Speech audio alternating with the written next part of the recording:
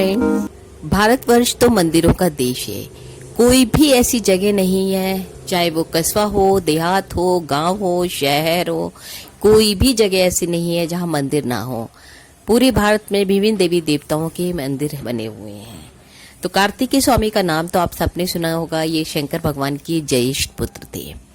इनकी मुख्यतः पूजा दक्षिण भारत में होती है, वहां इनको मुरुगन स्वामी भी कहा जाता है।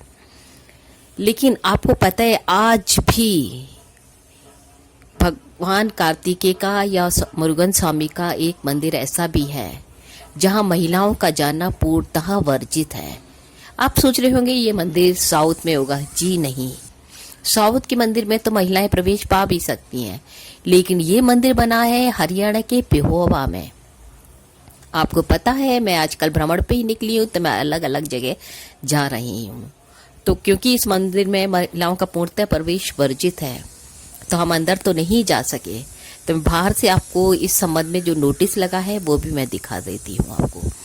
इसमें महिलाएं खुद भी प्रवेश नहीं करना चाहती हैं। तो और इसके पीछे क्या कहानी है वो भी मैं आपको बताऊंगी। और साथ में चलते चलते पूना में ही जहां हम कार्तिकेय स्वामी के मंदिर गए हैं, मैं उसके दर्शन भी आपको कराती जाती हूँ। हालांकि इसमें हमें प्रवेश मिल गया था, ये भी पहाड़ पे थोड़ी सी ऊंचाई पर है।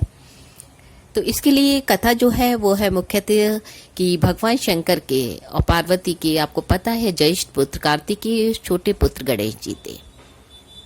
एक बार दोनों भाइयों में ये था कि कौन श्रेष्ठ है, इस बात का वार्तालाप हुआ। तब भगवान शंकर उन लोगों का झगड़ा देख के उन लोगों ने कहा, जो पृथ्वी का पहला चक्कर लगा कर आएगा, जो पूरे ब्रह्मांड का एक चक्कर लगाकर पहले प्रथम आएगा, उसी को हम श्रेष्ठ मान लेंगे।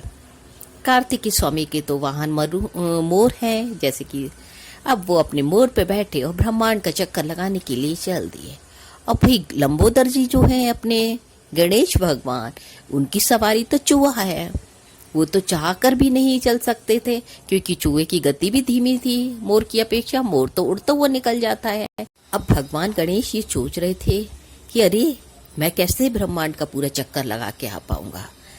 तब उनके, क्योंकि वो तो बुद्धि के ही देवता माने जाते हैं, उनके मन में एक ख्याल आया, कह लीजिए योजना आई।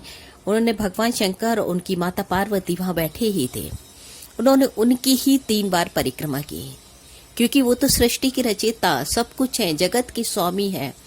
उन्होंने उसकी परिक्रमा करके उन माता पिता को प्रणाम किया, क्योंकि माता पिता तो इस जगत में भी हमेशा ही श्रेष्ठ माने जाते हैं। भगवान शंकर और माता पार्वती बहुत प्रसन्न हुई और उन्होंने उनका तिलक करके उनको श्रेष्ठ घोषित कर दिया, और उनको ये कि प्रथम पूजा का अधिकार भी मिल गया। जब स्वामी कार्तिकेय जी वापिस आए, तब तो वो बहुत ज्यादा क्रोधित हुए। उन्होंने अपनी माता पार्वती पे छल का जो आरोप लगाया। उन्होंने कहा, उन्होंने अपने छोटे पुत्र के मुंह में, यानी कि गणेश जी के मुंह में, उनको नेग्लेक्ट किया है, उनको इग्नोर किया है। और उन्होंने अपनी माता पार्वती से कहा कि ये जो मेरी खाल है, ये जो मेरा मांस है, ये आपके द्वारा निर्मित है। तो उन्होंने अपने हाथों से अपनी खाल और मांस सब उतार के उसी क्षण माता को दे दिया, और वो मतलब अपनी माता से बहुत क्रोधित हो गए।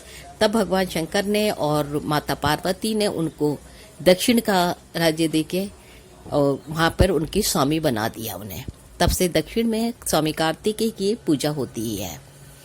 और उनको जब महाभारत का युद्ध हुआ था, तब युधिष्ठिर ने अपने सभी जो पूर्वज थे वंशजों का तर्पण करने के लिए सरस्वती नदी के किनारे स्वामी कार्तिकेय की पूजा की थी और उनको तेल वगैरह चढ़ाया था। तब से ये परिपाटी चली आ रही है कि स्वामी कार्तिकेय को तेल अवश्य चढ़ाया जाता है। और क्योंकि उस समय जब ये घटना घटी थी, तब भगवान कार्तिकेय माता पार्वती से रुष्ट हो गए थे, तो उन्होंने समूची स्त्री जाति को श्राप दे दिया था कि आज के बाद कोई भी स्त्री मेरे निकट नहीं आएगी। अगर उन्होंने मेरा दर्शन भी कर लिए तो मैं वो 7 जन्मों तक के लिए विधवा बन जाएगी। इस डर का नोटिस बोर्ड लिखा होता है, तो महिलाएं स्वयं नहीं जाना पसंद करती। इसके पीछे की फ्रेंड्स यही कहानी थी जो सब लोग कहते हैं, जो हमारे यहाँ पुराणों वगैरह में लिखी हुई भी है।